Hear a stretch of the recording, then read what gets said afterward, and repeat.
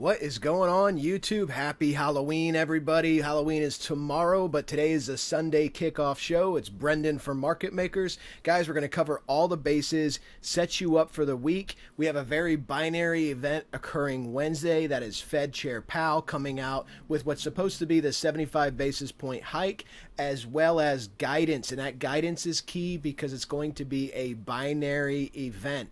You can have a bullish setup in a chart. If Powell comes out hawkish, you're going to get market sell-off. You can have a bearish setup in a chart. If Powell comes out dovish, you can get a rally. We have rallies in the markets, but today we're going to start with Bitcoin. So let's go ahead and jump into this, guys, because the elephant in the room is my Dante's Descent, right? People in the comments keep asking about it. See, I told you we'd never get down to 10K. Well, guys, let's see what happens, because remember, TA is all about probabilities. It is not about certainties. That's what TA is about. And I want to point out to you this simple candle right here in the June FOMC meeting, right here. You see on my pointer? The June FOMC meeting, this is Bitcoin hit 26,869. It went down to 17,567. Okay, so almost a 10,000 point decline in a week during that June FOMC meeting. Again, when Powell came out hawkish. If Powell continues his hawkishness, because remember, the market is expecting dovishness. They're expecting words or guidance on a pause or a pivot. The market is front running the Fed because that Nick Timiraos article that came out just in time to save the market from a massive sell-off, and then Fed Chair Daly came out and said, oh, we may be raising too quickly, we should take our time and look around. Markets love that. Markets rallied. Bitcoin rallied a little bit. I wouldn't say a lot, because remember, Bitcoin's supposed to move at a 2 to 2.5 beta to the NASDAQ, and it didn't really move up that much. But just so this 10,000 point drop from that last weekly FOMC candle going back to June there, let's see what happens if we drop 10,000 points from where we are now. Well, if we drop 10,000 points from where we are now, we'd be coming down to roughly 10.5, 12K. So this pattern is very much still in play. When it's invalidated, I will tell you guys. How will it get invalidated? If we don't drop to a bottom here. Remember, this is a bottoming pattern. It's not a price-sensitive pattern. It's supposed to show us a bottom that we can rally from on the next wave. So I want to see if Powell comes out dovish, we could just start rallying back up from here. Powell comes out hawkish, we have to easily have the potential in recent history, guys, to drop down 10,000 points, get us to our 10, 12K target, and then rally back up just like we did here in June. Okay, this is what we're looking for. This is our pivot candle, come down, market rallies back up. Exact same thing could play out here, come down to some level, 15, 13, 10 to 12K. We'll see what happens. It's binary. You can't TA that. That's a big argument, by the way, in the day trading space, is fundamentals like you watch on CNBC or these business news channels like Bloomberg versus TA versus the charts, right? Guys that watch charts just believe all the news is built into the charts. And you know what? I'm one of those guys in general. But I'm also a cyclical trader, and you have to understand, since 2008, it's been 0% interest rates. It's been free money for the marketplace, okay? So the news really was built into the charts, but it's been a secular bull market. The whole existence of Bitcoin happened in a secular bull market for the equities. But you have to understand a binary event. You can't TA what Powell's going to say. You can have bullish setups, which we do, in all the equities, and if he comes out super hawkish, your bullish setup will be invalidated by a massive sell-off, okay? For example, if Powell comes out and says, we were talking about a 4.5 to 5% terminal rate. It looks like now we've all agreed we got to go to 7%. The market will dump and dump hard, and all these bullish setups you have, like here on the S&P with all the higher lows breaking out of Wyckoff, they will all sell off ferociously. So totally invalidating what you see on your chart pattern, okay? So that's very important to understand. Let's go ahead and click into this in Bitcoin on the daily time frame. Bitcoin on the daily time frame, you have some decent volume candles. You got 1, 2 sigma volume candle in here, a lot of negligible volume, but you can see on the MFI, remember this is a volume weighted RSI. You can see this, what did you make? You made divergences here, right? So you have a higher or lower high here, and you have higher high in price. price. So you have a bearish divergence, and this already looks like it wants to roll over. This is a larger trend-based fib wave projection, getting rejected at the 3 to 2 at 21.014. If you were able to flip that, you'd be looking at the 0.5 at 21.9 and the 618, which I think is your ceiling, at 22.816, which you wicked one time before. Let's zoom into a smaller time frame and see this, because on the 8-hour time frame, you got above your 200, got above your 233, but what are you printing? You're already printing a perfect dragon. You see this double top pattern. Now again, this pattern can be totally invalidated if Powell comes out dovish. If Powell comes out dovish, wherever this candle is, let's just say it's going sideways, it's going to do something like this. Okay, if he comes out hawkish, you're going to break down, you're going to break your neckline, and you're going to come back down in the range. And you can see this on the EFI, printed a beautiful double top. On the MFI, printed a beautiful double top. So you can see your indicators tracking true here. Okay, very important to understand how to utilize certain powerful indicators in the marketplace. And if we go to Bitcoin on the 4-hour, you can see that double top and laying out the fibs the exact same way on all the time frames here. Okay, that larger wave projection. But you can see on your 4-hour, you have even a clearer picture of this double top getting rejected at 21.014. Let's jump to the S&P, because this is the broader market. This is 500 companies. You guys know, we went over the last video, the bloodbath that happened in big tech. Big tech sold off, big tech got punched in the face, and because of that, I should say, because they sold off hard, Facebook down over 30% at one point, Amazon down 20% at one point, Apple was down 5% at one point, which is now up 7%, Microsoft down, everything went down in big tech, okay? But now we have this bearish sentiment, this big bear market rally, front running this Fed pivot. And if you look at this, now remember, it's very important to look at your volume divergence. Why? Because talking to you guys on YouTube and in our room, I posted trades in all the indices when they pumped up towards their 200 based on a couple of factors. One of those factors was the long-term resistance, the long-term moving average. The other factor was this massive volume divergence coming up to a top, okay? Negligible volume candles here, and this builds a top. It can take time, and this did indeed take time. This was a multi-week rally, okay? It can take time, but what happens is you hit a key resistance point, and then you sell off and get these massive 18 to 20% trades. To put in perspective how big of a trade that is, guys, the S&P typically returns about 10 to 11% a year since 2008. A year. This was a 20% drop, nearly a 20% drop in a matter of, what day was this? This was August all the way down to October. So in a matter of a couple of months, you got a 2-year return in the S&P. This is why it's so important to trade these markets. Guys, you should check out SimpleFX, a key sponsor for us. You can use our link in the video description, this tutorial guide. You can get up to $5,000 deposited into your account instantly, no games.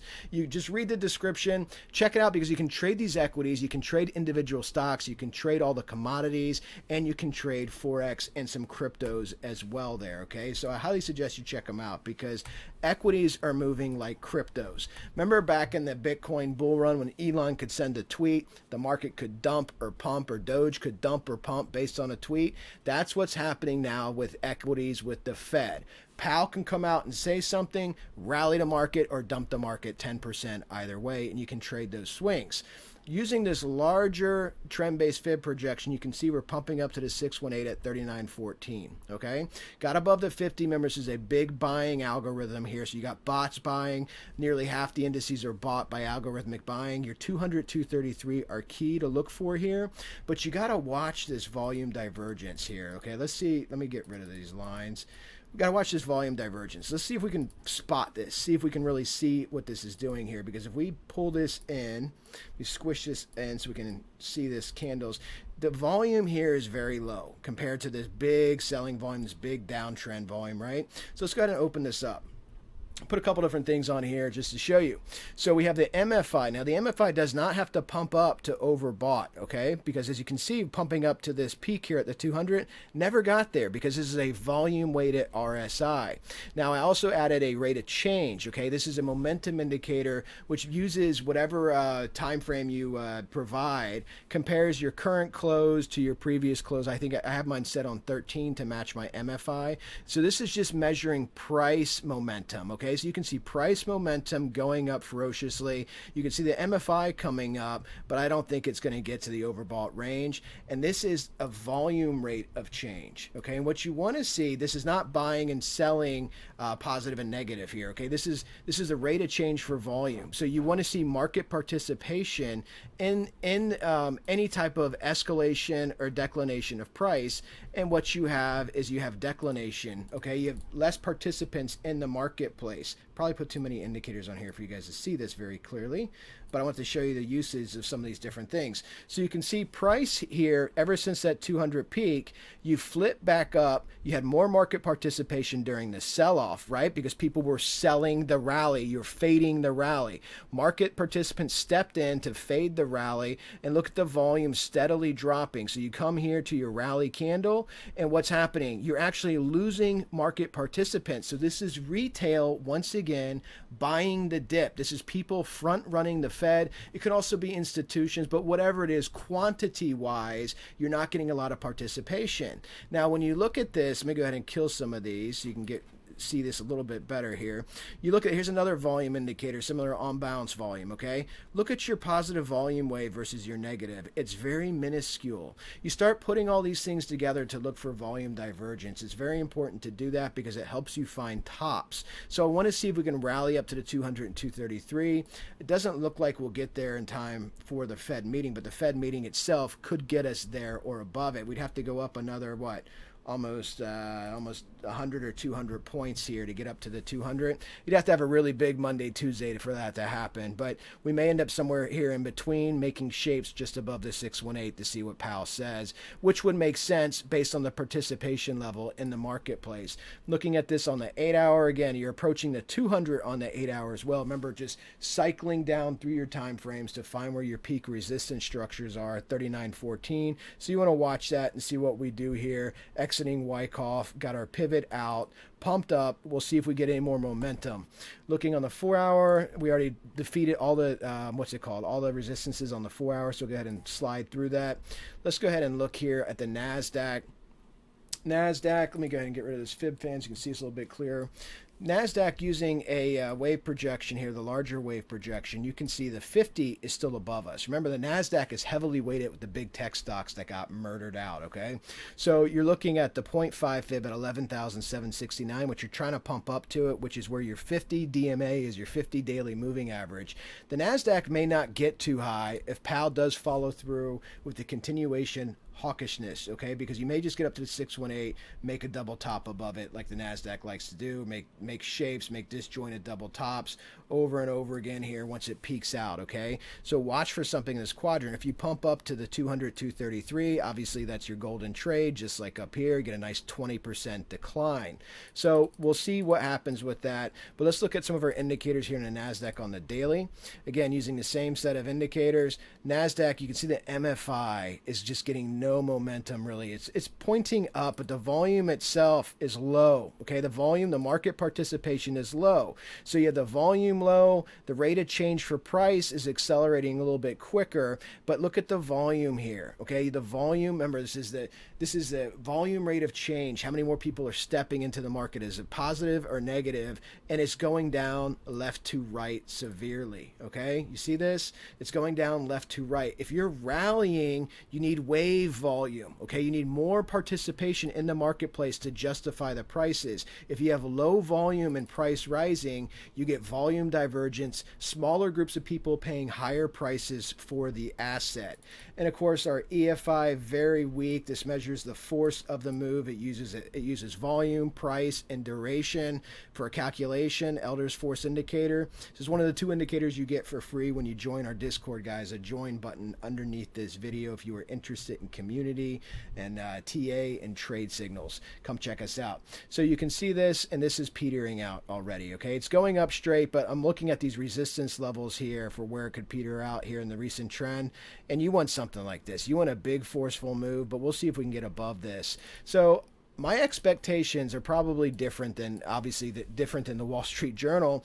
I think that because we have inflation at above 8%, because PCE accelerated, it's the core inflation the Fed measures, because that accelerated month over month by 0.5%, I can't envision a scenario where Powell comes out and he's dovish. If he comes out and he's dovish, that's very inflationary because you're going to get massive rallies going into midterms. I think he achieved which is what he wanted, leaking out that they may have some softer language. The market rallied back up, got some nice green days, nice green weeks before the election on November 8th. Now he can come out with the continuation of acting like it never happened and saying, well, we're doing 75 and the Fed's going to 4.5%, 5%. If he says that, I think you're going to start to see sell-off because there's no pivot, there's no softer tone. If he screws up intentionally or unintentionally and says something more dovish, then you can see a continuation of the rally, which is why you got to watch your fibs, guys. You got to watch to see where this can go. And let's go ahead and fast forward here, looking at the NASDAQ. On the 8-hour, we are below the 200, below the 233, below the 150. We're below everything still, okay? So on the 8-hour. So you have to actually go to the 4-hour to see where you're making progress at. You got above the 200, above the 233, and this is where you're waving at right now, okay? And you got to watch to see if you make this double top type structure, because this is what you do over and over when you do start hitting key resistance. And I'm looking at those resistances specifically on the daily time frame, okay? Because the NASDAQ got murdered by all the big tech stocks selling off and bleeding off. Looking at the Russell, what I love to trade. So again, larger fib wave projection. Russell volume also down. Russell pumping up. It is accelerating faster than the other indices except for the Dow.